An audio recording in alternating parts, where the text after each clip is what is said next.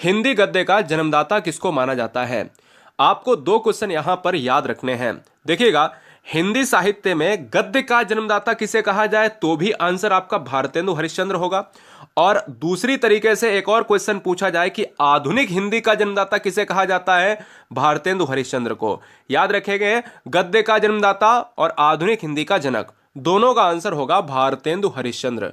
ठीक है ना। चलिए नेक्स्ट, हिंदी किस भाषा परिवार की भाषा है? आपको यह पता ही होगा अगर आप हिंदी से थोड़ा सा भी यहां पर कनेक्ट रहे हैं। तो हिंदी भाषा जो है यह भारोपीय परिवार की भाषा है, इसलिए इस क्वेश्चन का आंसर फर्स्ट होगा। इसकी जो लिपि है दोस्तों वो कौन सी है? वो है देवनागरी लिपि है, यानी देवों की लिपि बराबर देवनागरी लिपि। अगला, भारत में हिंदी को आप किस वर्ग में रखेंगे?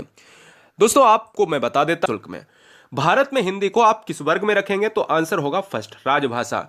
कभी भी राष्ट्रभाषा मत लगाना बेटा, क्योंकि भारत की कोई राष्ट्रभाषा नहीं है। हमारा संविधान कहता है आर्टिकल 343 से लेकर 351 में साफ साफ लिखा है भारत क्या है, भारत की जो भाषा है हिंदी है वो एक राजभाषा है। अगले क्वेश्चन पर आएंगे, क्वेश्चन नंबर 4। हिंदी के सबसे पहले प्रकाशित पत्र का नाम क्या है? अब प्रकाशित पत्र की बात करें तो आप सभी जानते होंगे उद्दंड मार्तंड है, यानी इस क्वेश्चन का जो आंसर है वो ऑप्शन नंबर 2 लॉक हो जाएगा। और एक चीज और आपको याद रखना है, हिंदी का पहला मौलिक उपन्यास कौन सा है? परीक्षा गुरु है। क्वेश्चन नंबर 5, छायावाद के जनक या छायावाद के प्रवर्तक का नाम क्या है? छायावाद के प्रवर्तक का नाम है दोस्तों जयशंकर प्रसाद है। आपको मैं बता देता हूं कि इनका विश्व प्रसिद्ध जो एक महाकाव्य है जिसका नाम है कामायनी। तो कामायनी क्या है? कामायनी एक विश्व का प्रसिद्ध महाकाव्य है। आंसर हमारा ऑप्शन नंबर 4 हो जाएगा। बिहारी किस राजा के दरबारी कवि थे?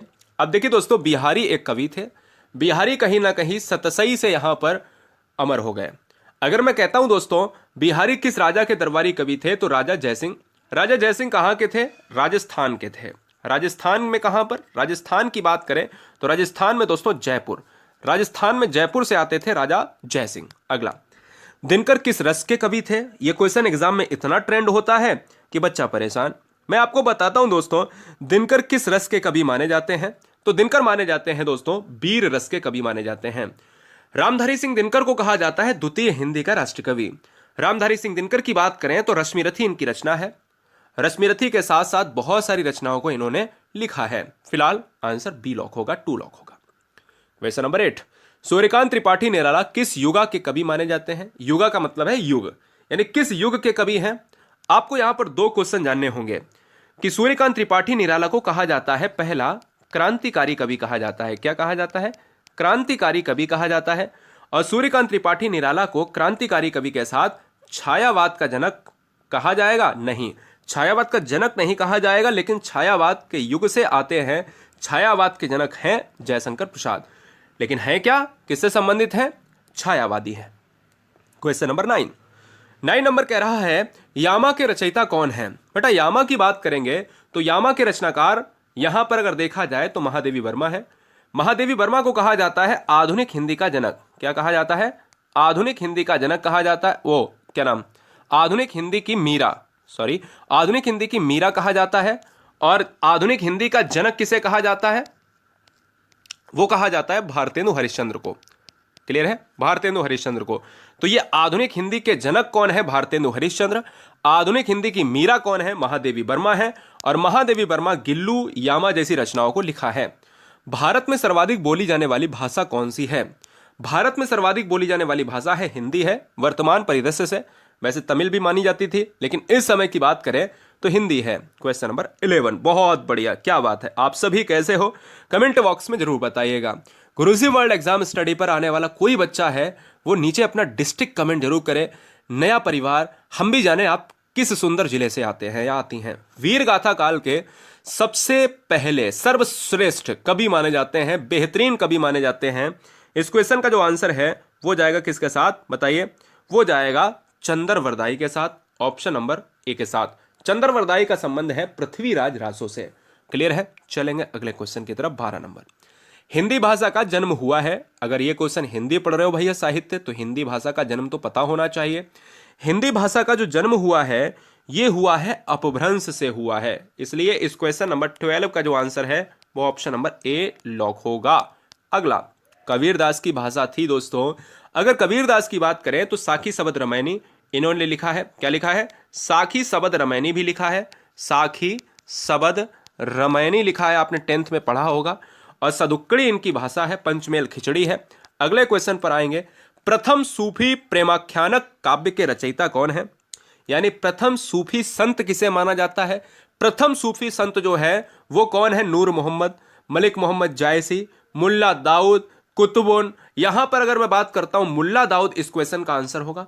मलिक मोहम्मद जायसी ने क्या लिखा है, मलिक मोहम्मद जायसी ने लिखा है पद्मावत को लिखा है। अखरावट को भी मलिक मोहम्मद जायसी ने लिखा है, ठीक है ना। अखरावट और पद्मावत इनकी दो रचनाएं हैं, लेकिन इस क्वेश्चन नंबर 14 का आंसर होगा थर्ड। हिंदी के प्रथम गद्यकार कौन है।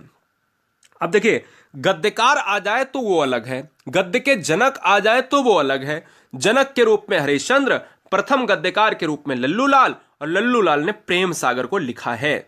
सितारे हिंद के नाम से कौन जाना जाता है, राजा शिव प्रसाद। ये भी क्वेश्चन है, उपनाम है ये, है ना। ये बात आपको याद रखनी है। 16 नंबर, वीरों का कैसा हो बसंत कविता के रचयिता हैं, आपको जवाब देना है।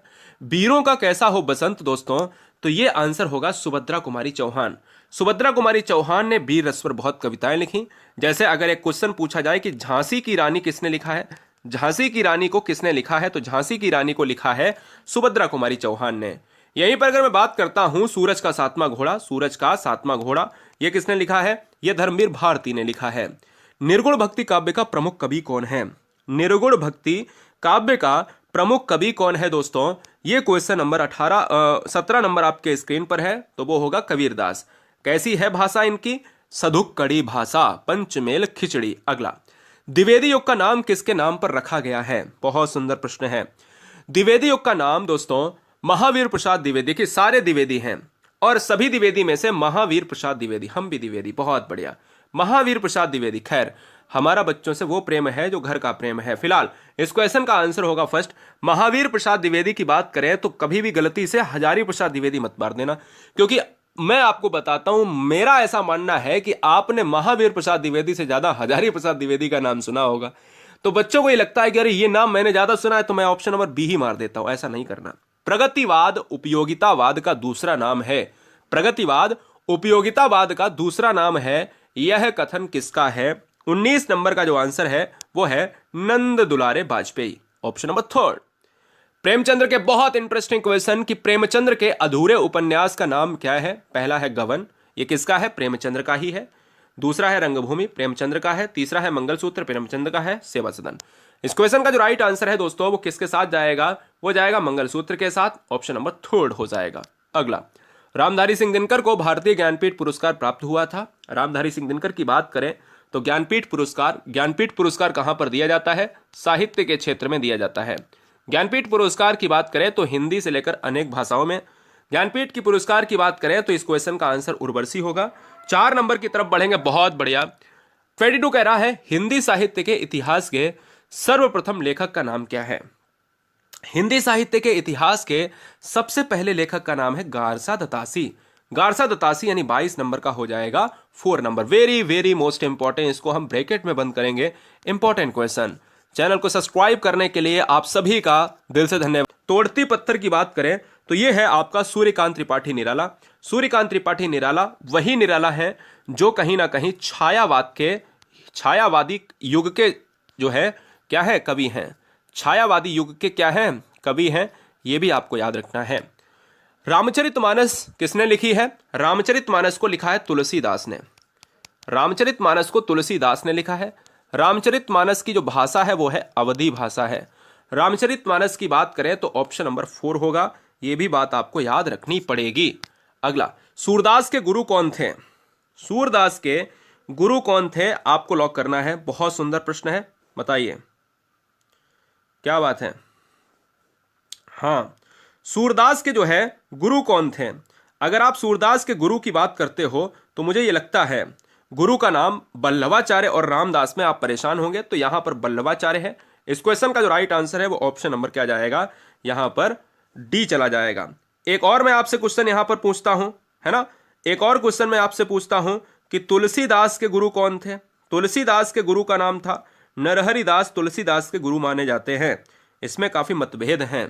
अगला क्वेश्चन है, भूषण किस रस के कवि थे, बताइए। भूषण किस रस के कवि थे, यह बात दिमाग में बैठानी है। किस रस के कवि थे? पहला है रौद्र रस, हाँ, दूसरा है आपका करुण रस, तीसरा है वीर रस और चौथा है श्रृंगार रस। तो यहां पर क्या हो जाएगा? वीर रस हो जाएगा। इस चीज को भी आपको याद रखना पड़ेगा। अगला, हिंदी का आदि कवि किसे माना जाता है? हिंदी का आदि कवि किसे माना जाता है? तो आदि कवि माना जाता है स्वयंभू को माना जाता है, इसलिए राइट आंसर ऑप्शन नंबर 3 हो जाएगा। क्वेश्चन नंबर नेक्स्ट, बताइए फटाफट। बहुत बढ़िया। देखिए, पद्मावत किसकी रचना है? अभी अभी मैंने बताया कि पद्मावत है जायसी की है, अखरावट जायसी की है, आखिरी कलाम जायसी की है। पूरा नाम है मलिक मोहम्मद जायसी। क्या है? मलिक मोहम्मद जायसी है। इस चीज को आपको याद रखना है।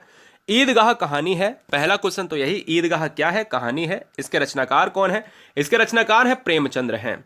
ईदगाह के कहानी के रचनाकार प्रेमचंद्र हैं, गबन के प्रेमचंद्र हैं, गोदान के प्रेमचंद्र हैं और मंगल सूत्र के प्रेमचंद्र हैं। मंगल सूत्र के प्रेमचंद्र हैं। इसके साथ ही साथ क्या है? कफन के भी प्रेमचंद्र हैं। कफन किसने लिखा है? प्रेमचंद्र ने। रामचरितमानस में कितने कांड हैं? हाँ, रामचरितमानस के कांड की संख्या कितने हैं? कांड कितने हैं बताइए। देखिएगा, रामचरितमानस को 7 कांड में विभाजित किया गया है। बालकांड, अयोध्या कांड, अरण्य कांड, किष्किंधा कांड, सुंदर कांड, लंका कांड और उत्तर कांड। मैंने बता दिया है, वीडियो को रोक के देख लीजिएगा, ठीक है ना। तो यहां पर मैं आपको बता देता हूं कि कहीं ना कहीं इस क्वेश्चन का जो राइट आंसर है वो ऑप्शन नंबर क्या होगा? 3 हो जाएगा। बालकांड बड़े में और छोटे में किष्किंधा कांड। क्वेश्चन नंबर 31, निम्नलिखित में कौन सा एक व्यंग लेखक है? व्यंग लेखक जो व्यंग करता हो कहानी और कविताओं में, हरिशंकर परसाई है। इस क्वेश्चन का जो राइट आंसर है वो ऑप्शन नंबर डी है ना। चलिए, निराला को कैसा कवि माना जाता है? बहुत आसान प्रश्न है। निराला को माना जाता है क्रांतिकारी कवि, छायावादी कवि। आंसर हमारा जाएगा ऑप्शन नंबर 2। हिंदी साहित्य के आरंभिक काल को आचार्य रामचंद्र शुक्ल ने क्या कहा है? बताइए। हाँ, हिंदी साहित्य के आरंभिक काल को आचार्य रामचंद्र शुक्ल ने क्या कहा है? अगर देखा जाए दोस्तों, यहां पर इस क्वेश्चन में जो ऑप्शन है, जो बच्चे कहते हैं कि सर वीर गाथा काल होगा, तो वीर गाथा काल क्या होना चाहिए? मैं कहता हूं दोस्तों, हजारी प्रसाद द्विवेदी और रामचंद्र शुक्ल में काफी चीजें बहुत यूनिक थी। वीर गाथा काल अगर ऑप्शन नंबर 3 आप मारने की कोशिश कर रहे हैं तो बिल्कुल सही है। यही इस क्वेश्चन का आंसर होगा। कवि कालिदास की अभिज्ञान शाकुंतलम का हिंदी अनुवाद किसने किया था? सुधा सुखलाल, गोस्वामी विठलनाथ, राजा शिव प्रसाद यानी सितारे हिंद और राजा लक्ष्मण सिंह। इस क्वेश्चन का जो राइट आंसर है वो राजा लक्ष्मण सिंह के साथ जाएगा, ऑप्शन नंबर 4 होगा। 35, पंच परमेश्वर कहानी के लेखक, पंच परमेश्वर यानी हम कह सकते हैं कि भैया प्रेमचंद्र होगा क्या? पंच परमेश्वर को लिखा है प्रेमचंद्र ने लिखा है। याद रखना है यहां पर यह भी कि प्रकृति का सुकुमार कवि, प्रकृति का सुकुमार कवि किसे कहा जाता है? हिंदी का राष्ट्र कवि किसे कहा जाता है? राष्ट्र कवि किसे कहा जाता है? और ये सेकेंड राष्ट्र कवि है और ये प्रेमचंद्र उपन्यासों के लिए। किस काल को स्वर्णकाल कहा जाता है? कौन सा ऐसा काल है जिसे आप स्वर्ण काल की संज्ञा देंगे? स्वर्ण काल यानी भक्ति काल, तो इसलिए इस क्वेश्चन का आंसर 2 होगा। भारत भारती काव्य के रचनाकार कौन है? बहुत सुंदर। भारत भारती को लिखा है धर्मवीर भारती ने लिखा है क्या? बताइए, धर्मवीर भारती ने लिखा है क्या या मैथिली शरण गुप्त ने लिखा है? बहुत आसान प्रश्न है। देखिए दोस्तों, भारत भारती को लिखा किसने है, यह बात मैथिली शरण गुप्त के साथ ही जाएगी। धर्मवीर भारती ने सूरज का 7वां घोड़ा, ठंडा लोहा या यहां पर और रचनाएं। मैथिली शरण गुप्त ने यशोधरा लिखा है, भारत भारती लिखा है और जयद्रथ ब्रत लिखा है। तो यशोधरा भी आपको याद रखना पड़ेगा। फिलहाल नेक्स्ट, कामायनी किस प्रकार का ग्रंथ है? कामायनी की बात करें तो कामायनी किसके द्वारा लिखी गई है? कामायनी को लिखा किसने है? कामायनी जयशंकर प्रसाद ने लिखा है। कामायनी को जयशंकर प्रसाद ने लिखा है, यह बात आप दिमाग में बैठा लीजिएगा। कामायनी को किस उसमें रखा जाता है? तो कामायनी को यहां पर वेरी वेरी मोस्ट इंपॉर्टेंट में रखिएगा, महाकाव्य में लिखा जाता है, रिटन बाय जयशंकर प्रसाद। गागर में सागर भरने का कार्य किसने किया है? गागर में सागर भरने का कार्य बिहारी ही कर सकते हैं दोस्तों। बिहारी सतसई इनकी एक ऐसी रचना है जिससे ये विश्व प्रसिद्ध हो गए। तोड़ती पत्थर कैसी कविता है? तोड़ती पत्थर किसने लिखा है? तोड़ती पत्थर एक कविता है। पहला, तोड़ती पत्थर किसने लिखा है? सूर्यकांत त्रिपाठी निराला। तोड़ती पत्थर इलाहाबाद के तट पर, यह कैसी है दोस्तों? 40 नंबर का आंसर होगा यथार्थवादी है, आंसर सी होगा। विद्यापति की पदावली। पदावली की बात करें दोस्तों तो यहां पर एक चीज आपको याद रखना है कि पदावली को किसने लिखा है? विद्यापति ने लिखा है। और विद्यापति की अगर मैं बात करता हूं तो मैथिली हो जाएगा इस क्वेश्चन का आंसर। अगले क्वेश्चन पर आएंगे, बहुत ट्रेंडिंग क्वेश्चन है कि यार दोस्तों कहता उग्र कवि किसे कहा जाता है? किसको उग्र कहा जाता है? पांडे वेचन शर्मा को उग्र कहा जाता है। यह क्वेश्चन एग्जाम में ट्रेंडिंग लेवल में आता है दोस्तों, very very most important. Next one है 43 कहता है शेष कादंबरी के रचयिता कौन है? शेष कादंबरी के रचयिता कौन है? अगर आप शेष कादंबरी की बात करते हो, हाँ जी कादंबरी की बात करते हो, तो जितने भी बच्चे हैं वो अलका सरावगी के साथ जाएंगे। यदि आप ऑप्शन नंबर 4 की बात करेंगे तो बिल्कुल सही है, राग दरबारी। अगर आप राग दरबारी की बात करोगे तो श्रीलाल शुक्ल होगा। क्या आपने पढ़ा है कभी राग दरबारी को किसने लिखा है? राग दरबारी को दोस्तों लिखने वाले यहां पर आपके क्या होंगे? श्रीलाल शुक्ल होंगे। क्या? कमेंट कीजिएगा फटाफट। बहुत सुंदर, बहुत सुंदर, बिल्कुल सही बात है, ऑप्शन नंबर बी जाएगा। नेक्स्ट, पूस की रात कहानी के रचनाकार कौन है? पूस की रात किसने लिखा है? पूस की रात हो, पंच परमेश्वर हो, ईदगाह हो, कफन हो दोस्तों, या फिर कोई भी ऐसी मंगलसूत्र गोदान गबन हो, प्रेमचंद्र की बात होगी। साखी के रचयिता कौन है? साखी शबद रामायणी। मैंने कई बार कहा है कि साखी शबद रामायणी लिखा है कबीर दास ने लिखा है, निर्गुण भक्ति के अंतर्गत आते हैं, इसलिए इस क्वेश्चन नंबर 3 आंसर होगा, 46 का 3 आंसर होगा। लास्ट के 4 क्वेश्चन आपके नाम, इनमें से कौन भक्ति काल का कवि नहीं है? अगर आप भक्ति काल की बात करोगे तो नाभादास आएंगे, रसखान आएंगे, नंददास आएंगे। आमिर खुसरो भक्ति काल के नहीं है, और आमिर खुसरो को कहा जाता है संगीत का जनक कहा जाता है। क्या? कमेंट कीजिएगा। 47 का आंसर होगा 4 के साथ, या यहां पर क्या हो जाएगा? डी के साथ हो जाएगा। बिहारी ने क्या लिखे हैं? बिहारी सतसई। बिहारी कहां से आते हैं? बिहारी दोहे लिखते हैं। बिहारी के लिए इस क्वेश्चन का आंसर होगा सेकंड नंबर लॉक होगा। सेकंड लास्ट क्वेश्चन आपके स्क्रीन पर है, वीडियो का एंडिंग पॉइंट पर है दोस्तों। निम्नलिखित में कौन सा प्रबंध काव्य है? कौन सा प्रबंध काव्य है? क्या बताने में सक्षम है? क्या? रामचरितमानस पहला ऑप्शन, दूसरा है आंसू, तीसरा है एक कंठ विसपाई, और चौथा है बिहारी रत्नाकर। चारों ऑप्शंस में अगर 49 नंबर में आप रामचरितमानस की तरफ जाते हैं तो बिल्कुल सही है। रामचरितमानस के अंतर्गत 2 चीजें और फिर जान लीजिएगा। मैंने कहा कि तुलसीदास के द्वारा लिखा गया है।